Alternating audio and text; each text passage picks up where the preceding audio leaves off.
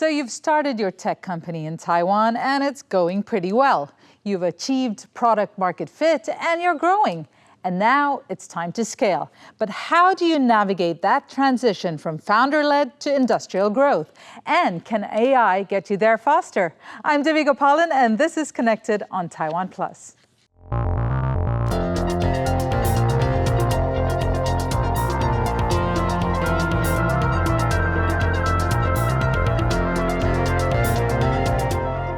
To get some wisdom and guideposts on how to successfully go from startup to scale up, we are joined by Edgar Chiu, the founder and managing partner of the accelerator program SparkLabs Taiwan. Edgar, great to have you here in the studios. Thank you for having me.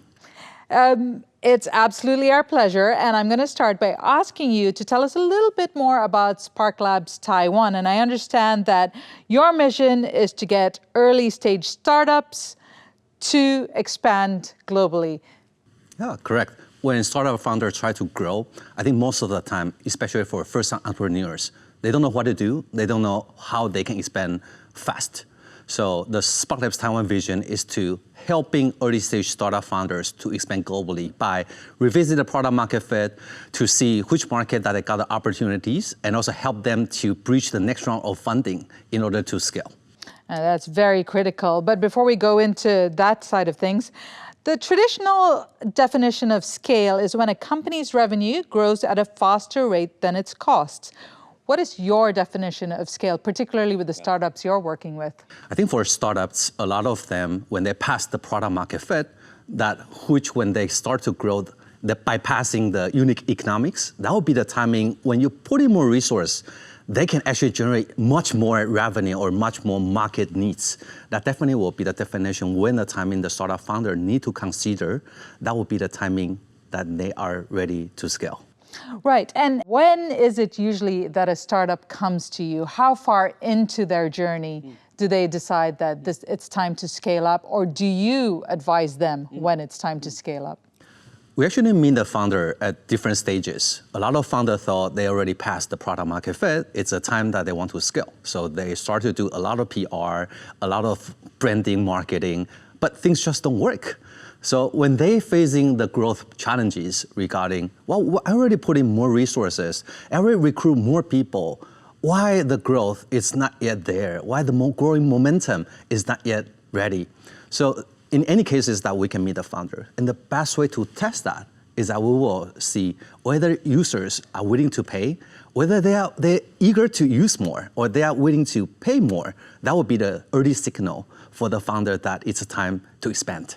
But a lot of time when the founder thought they already be ready to expand, but actually not, that would become like the challenges, especially you don't know whether the user really need the product, users are not willing to pay. That will actually be very harmful if the founders that just keep putting resources try to expand to the more new markets. Edgar, your advice and expertise comes from a place of experience. You were the founding chief operating officer for Gogolook. It's a cybersecurity software company, and that's behind the Whoscall app. And that took a fast and furious approach to expanding. And it was quite unusual when it comes to your markets. You went from Japan to markets like Kuwait. Many would say that was a risky move for such a young company. Can you tell us what the main takeaway for you was that, and why at the time you decided that that was the right direction to go? I mean, during that time, that was around like 13, 14 years ago, there's a lot of sales call, fraud calls that come into the market. And it's not just happening in Taiwan, it's also happening in Hong Kong, in Southeast Asia, in different markets. So our team, we've been thinking about whether there's a solution we can help this situation to figure out the number background information before answering the call. Here comes Whoscall.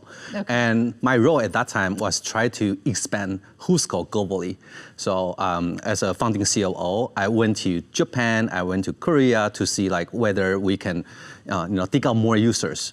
And definitely grow organically is tough. So we need to seek out where there's alliance or suitable partners that can help us to grow. And that comes to the situation. When we started our company, it's actually quite challenging for me to find advisors or previous successful founders who build the software from Taiwan and successfully expand globally. That was actually right now the calling, what I want to give back to support more early stage founders when it comes to global expansion. They can easily find some mentors or advisors to give them the guidance that which way or which route will be the best way for you to test the market or to grow.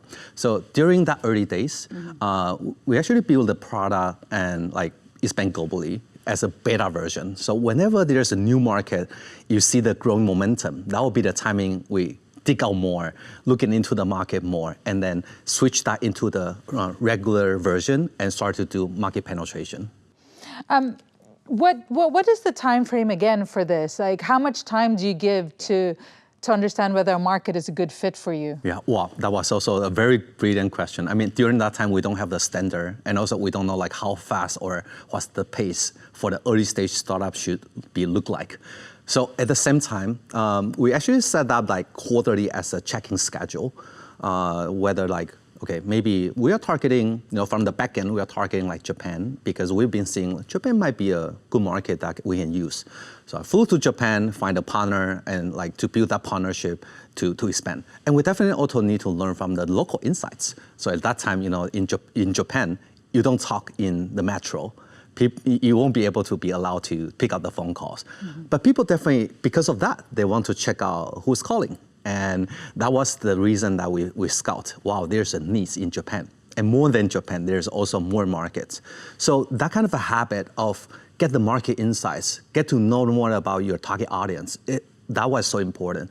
So during that time, averagely every 3 months, we get additional 1 million of users. That was the pace. In Japan?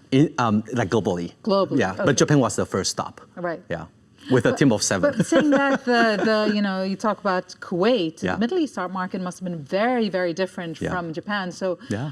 I'd imagine it wouldn't be a one-size-fits-all for these different markets. Yeah, definitely. So during that time, we realized in Middle East, because the overall culture is more conservative, so people don't really go on like dating app. They really open the Bluetooth when they got into the supermarket. So that was the time that women in Kuwait, in Saudi, or like in Middle East, they randomly get the call from some strange guys, and that was guys also like made randomly call out to just try to reach out. That was the reason why we found out, wow, there's a population in Saudi, in Kuwait, are using our product. And that was the timing we decided to find a local partner to help us to expand to the market. So how important is collaboration when it comes to scaling, and how much do you advise the current startups you're working with to collaborate? Yeah, the most costly thing for the startup is actually its time. So I would say for most of the Asian startup, especially in Taiwan, we are more considered to using time to buy money, right? I mean, we are willing to line up in a row. We are trying to build it on our own. But comparing to the Western market, especially from the US, people are willing to use money to buy others' time. So that would be the way that you think about, okay, when my startup try to grow, what would be the fastest way that we can build the momentum? Or put it in the other words, that what would be the best way that we can conquer or we can fulfill our users from global? That would be the thinking logic behind.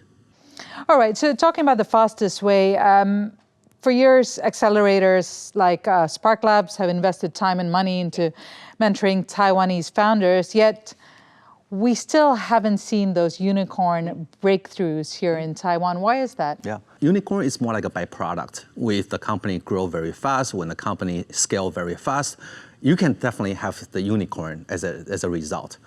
But the thing is that which market you are targeting, like for most of the Taiwanese startup or most of the startup out of the Taiwan, that would be like a big market that you can penetrate in. And people always think about, okay, I should pick China, I should pick US as a final market so we can get more users. Yes and no. A lot of demand actually comes from the bigger market. The Taiwan market is too small by its own. So for startup founders, we highly encourage them when it comes to global expansion. Think about, okay, where these demands might come from as well. So not just Taiwan. So think globally, but prototype local is something that we help the founder to build. Taiwan could be a good test bed that you can try the product. Or Taiwan shouldn't be the test bed. You should just like test the market in Japan, in Korea, in Southeast Asia, or even like in the US. So we are helping the founders that because every day we fly around, we definitely know there's a demand like this, there's a demand like that. So we match the founder with the potential, the demander who need that kind of the solutions to match with the founders. A lot of time, the founders, something they are building, they don't know, wow, there's a need from Saudi. They don't know there's a need from EMEA. That would be the opportunities that we give out to the founders that you should just go there. You should just go there to explore the market opportunities instead of just stay in Taiwan to become like a number one in Taiwan. And let's talk about artificial intelligence. A lot of companies, and I'm wondering in the US, a lot of the companies we're hearing about, the startups, particularly that seems to be getting a lot of funding and accelerating very quickly, are ones that are AI native. Are we seeing many of those here in Taiwan? I would say more to come, but we not yet see that kind of phenomenon. The most challenging part is that what kind of the problem you are trying to solve? And also like Taiwan used to be very proud of our labor cost. And also that the input that we get, like we can build product very fast. That used to be our strength. But nowadays in AI, it's not like that. We might not be able to build the foundation model on our own, but we can build that kind of solutions by using AI or by using, especially in the manufacturing fields, in healthcare, and also in banking system. That's actually the strength in Taiwan, that you can test that. But ultimately, that market should be somewhere else. So the founder, once when you found out some kind of the problem that you saw, or you already built like an AI prototype, what would be the best way for the founders to, sort of like the go-to-market strategies?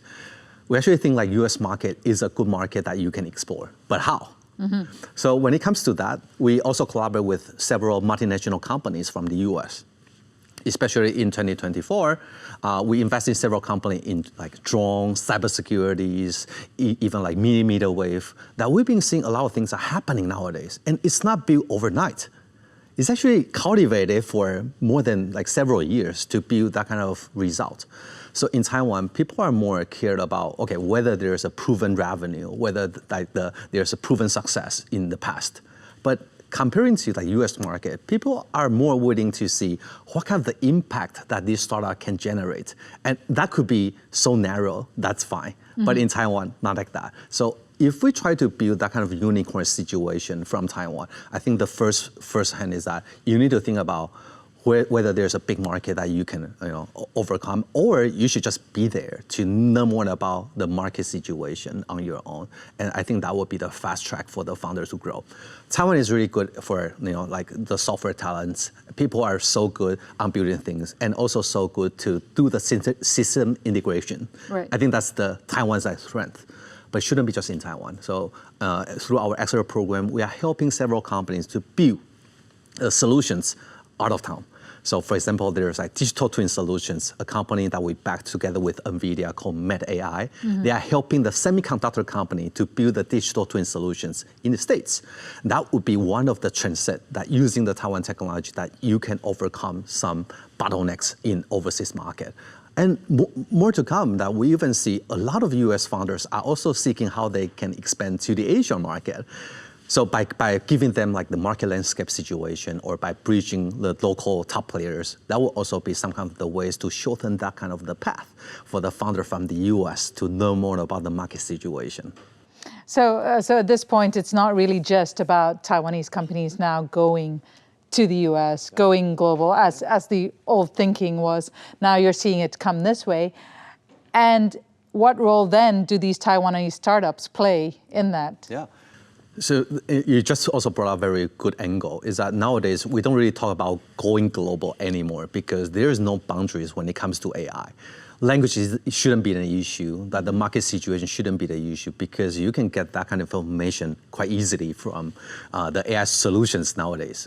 The point is that what kind of as what you said, what kind of the role that you can play while building this? I think the part is still like really talk to the customers and how you can create value for them. Instead of, I can build good products.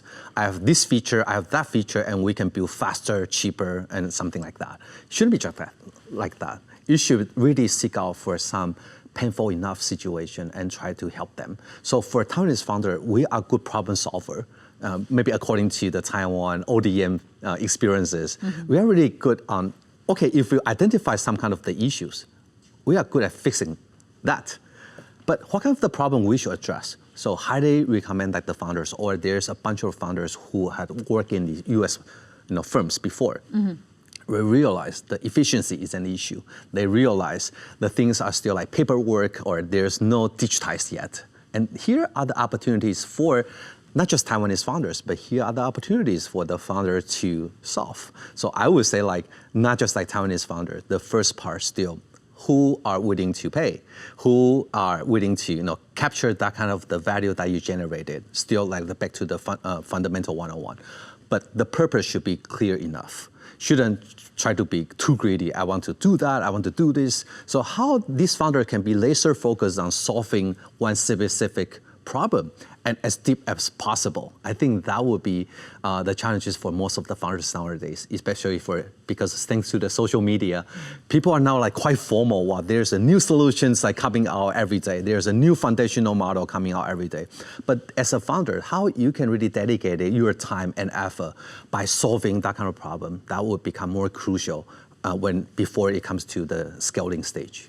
Yeah, one of the things you mentioned there is talking about the documentation and all of that, which now can be targeted by AI, right? You don't need to hire all those people anymore to manage a lot of your paperwork and a lot of the menial, I guess many of the menial repetitive tasks.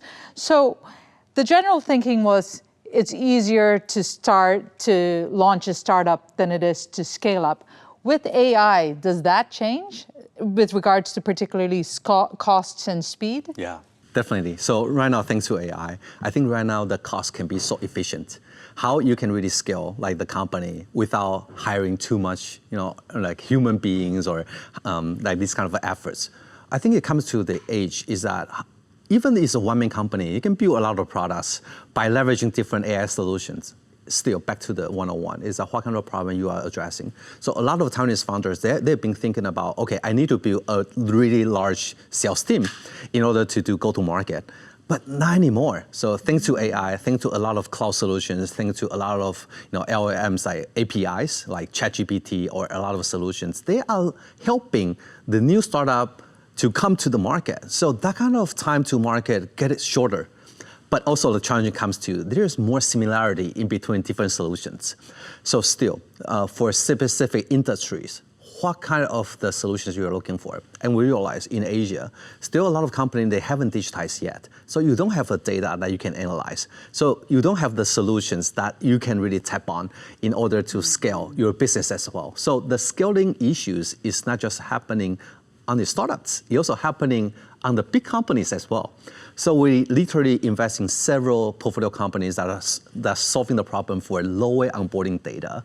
That become like a phenomenon in the industry, especially like manufacturers or like big companies. There's so many paperworks. So robot process automation, like RPA solutions, has been coming out, and also like sensor detectors for smart manufacturing, that's also coming out, are solving the problem for big players nowadays. You may have already answered this or touched on this, but if we were to sum it up, I know you recently gave a talk on riding the AI wave to scale up. What would you say would be the biggest takeaway from that, not just for startups, but for the big companies, as you said? I think nowadays, a lot of companies, they've been thinking about too much the kind of framework or too much SOPs. But by solving the problem of the big companies, it always comes to how can I serve my customers better? What kind of the value that comes out through our solutions that can let our target audience to feel about it, and also they appreciate that, so they are willing to pay more, even though that's a B2B solutions, the enterprise solutions. It comes to who are you serving, and also what you can offer. So by saying that, I realize a lot of the engineers or a lot of Taiwanese founders, they haven't really talked to the customers, or they don't know what's happening out there. They are building product without asking what are the value that these customers that they really need. So out from that sharing at the Stanford Club of Taiwan, I was literally talk to the audience. You should get closer enough to your target audience. I mean, as a like accelerator, our customer is the startup founders. Used to be a founder. Right now, I'm the founder for more founders. We feel the pain points from the founder side. so we can serve. But as a founder or as a company, how close are you? What was the last time you talked to your target audience, you talked to your users? So that was the part that AI might not be able to help you. But when it comes to, okay, I know there's a pinpoint out from our target audience, the AI can help you strategize the whole strategies. AI can help you touch to them through maybe several AI solutions that you can do, cold emails, you can do like tele outbound calls through AI bots. There's tons of solutions on the market that you can solve that. But the point is still back to the one-on-one is that what kind of problem you're trying to solve and also what kind of value that you can create. So the point I address the most is actually, are we creating something that the users really can capture? So it's back to the value creation versus value capture. We might create a lot of solutions, we might create a lot of values, but as long as the users cannot be capture these kind of solutions, it's useless. So we definitely need to check out what kind of the value captures that from the user side. What would be the format? What would be the situation that they are right now facing? That would be the hint for a lot of companies or entrepreneurs to take on. And that was actually the whole point of my sharing. All right, so let's going back to scaling up and just the nuts and bolts of it, beyond AI and just starting a company and then realizing that it is working, it's growing. Do you ever come across business models that cannot scale up? Is there such a thing? Yeah, definitely like there's one famous accelerator on the planet called Y Combinator. They are building something people want, and a lot of time when it comes to the situation, the business might take like so long to engage till like the first checks or till the first revenue. Are you willing to do it? A lot of deep tech are solving problems like that. For example, like there's like dual use, there's like cybersecurities, there's like millimeter wave or low Earth orbit. It might be hard to scale at the beginning, but when it might take like the founder for maybe 3 years or 5 years or even like longer to build that kind of prototype on the way. But when it comes to the product market fit, especially for this kind of like big enterprises or the government, once when they use it, that will become universal. So a lot of time, founders need to also be patient enough to prove that your things work. And that would be the opportunities for like VC, venture capitalists to play a role. That whether you can gather a bunch of people with a big believer for the entrepreneurs, you feel free, take your time. Just try to build something that create value. And that kind of value cannot be so impactful that unicorn will just be as a result. So back to that, I think most of the Asian, we are impatient. We don't want to wait for maybe 3 years or 5 years. We just want to do something, quick win, or want to see something already being proven.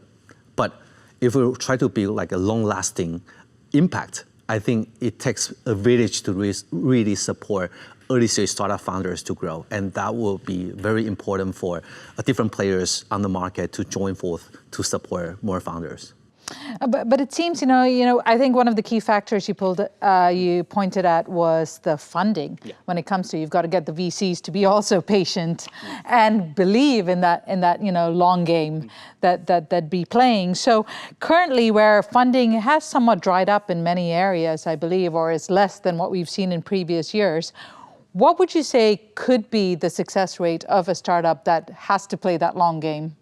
Wow, it's a very good question. For a startup, when it tries to grow, definitely like we cannot live without oxygen or Wi-Fi, but a startup cannot live without funding. So funding become like more and more important nowadays, especially you mentioned about when AI startups try to grow, they need tons of the capital in order to buy more GPUs or building their data center, etc. So for the founders to grow, I think the critical part is that in early stage, you got the challenge whether you can find like-minded investors. They are willing to not just hand-holding, but they are willing to support you. They are willing to give you the time to test the market. I think that's the role for early stage venture capitalists. When it comes passing the product market fit, whether the VCs are willing to put in more capital for you to scale. So this will be coming from the international VCs, how they can put in the money together. Maybe it's capital from Japan, from Korea, from Saudi, from US. By giving you the money, they're also giving you the market opportunities and also market insights. that will be add-on value to all these founders. When it comes to like even larger scale, whether they can attract more money from private equities to give them more capital efficiency efforts can help you to expand. So in different stages, there will be corresponding players on the market to give support. I think in Asia, overall, that the patient capital, that the investors that are willing to bet on the founder vision is still not enough. I think we need to gather more, maybe from the previous successful founders, maybe from the corporates side, the CVC side, who are willing to bet on the founders to curate that opportunities for the founder are willing to build something bold enough in order to drive results. I think that's quite crucial at the moment.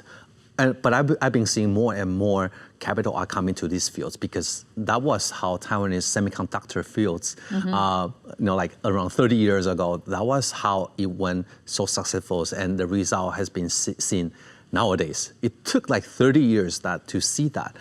So that was like good examples back to that time. But how about now?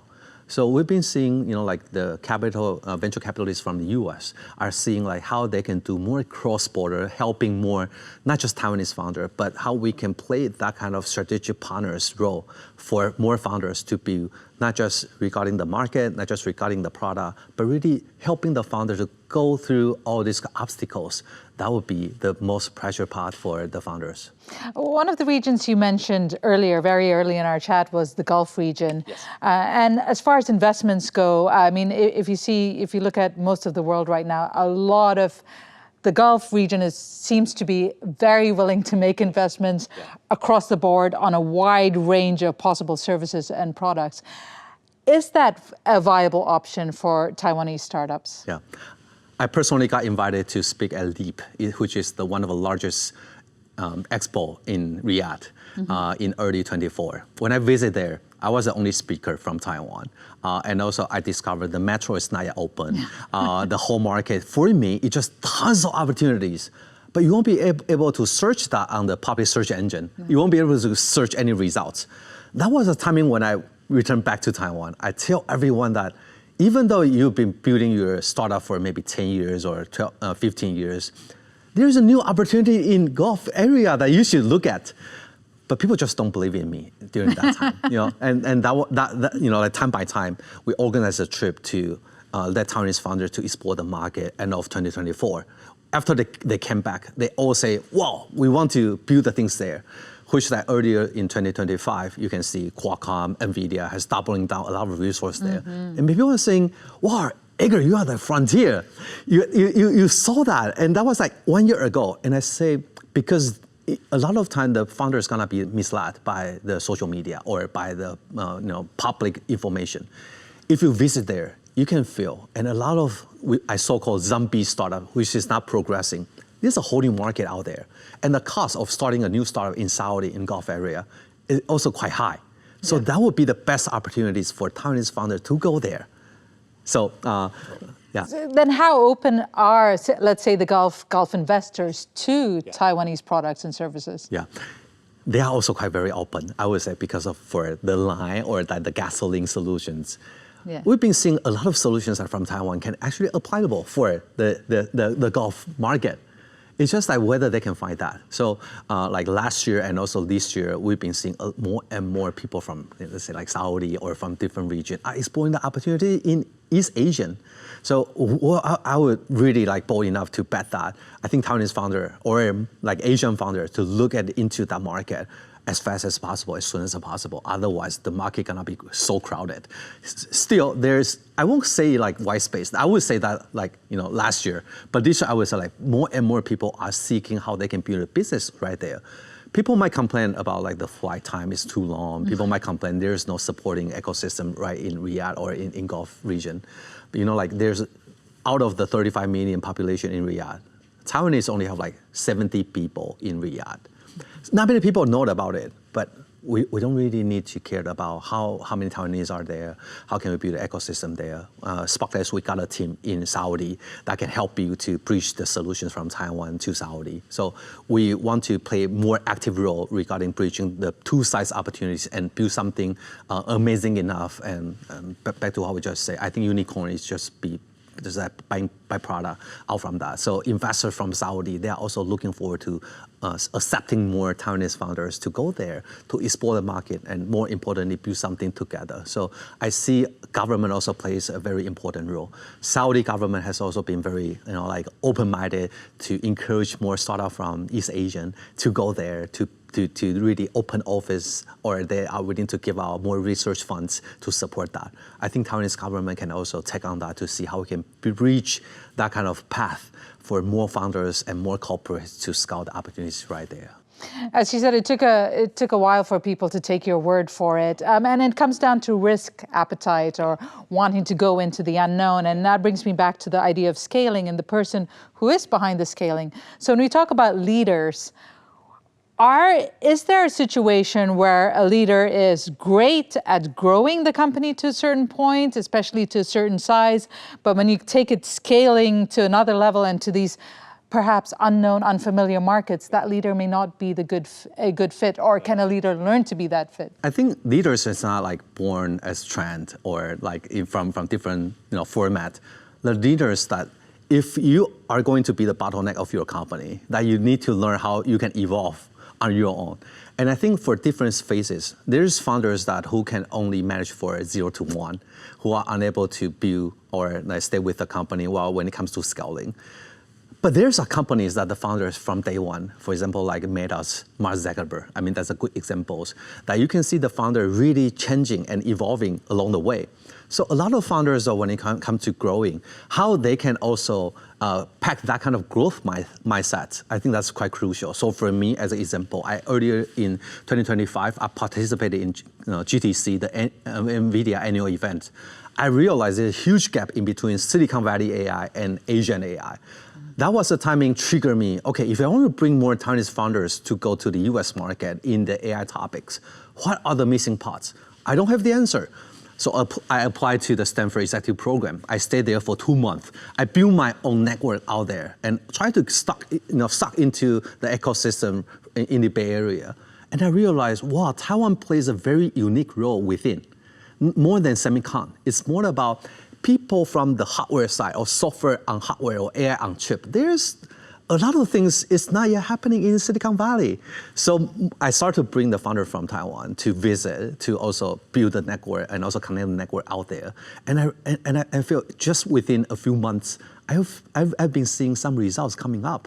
So I have a very bold plan, is that I want to build really not just more than a hacker house or something. I want to build a launch pad for Taiwanese founders to be soft landing their solutions, or even to curate that kind of mindset, how you can really think about to generating users value in not more than states, but start from states. I'm trying to do that in a very near term. And I definitely also looking forward to having more partners to join together to see how we can build that.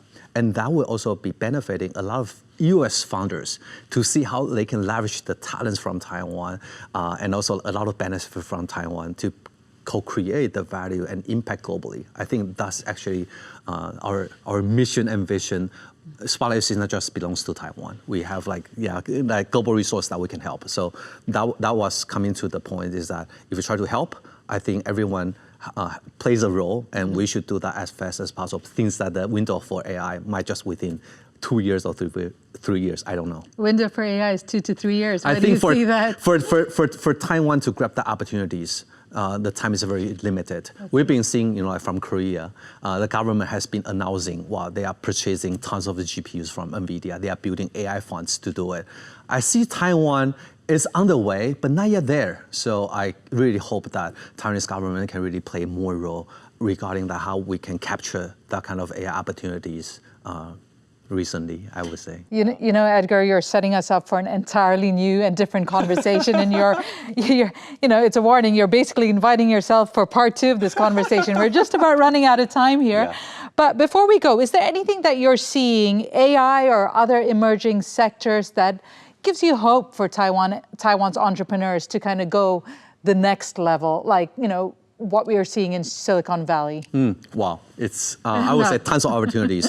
For most of the founders, you just don't know. You just don't know about what are happening nowadays in Silicon Valley. There's different vertical forums and also different vertical investors are willing to help you. So for most of the founder, I would say like there's opportunities globally. Whether you can grab it or not, the highest courage for the founder is that you need to be there. You need to learn about the market. You need to get close enough to your target customers.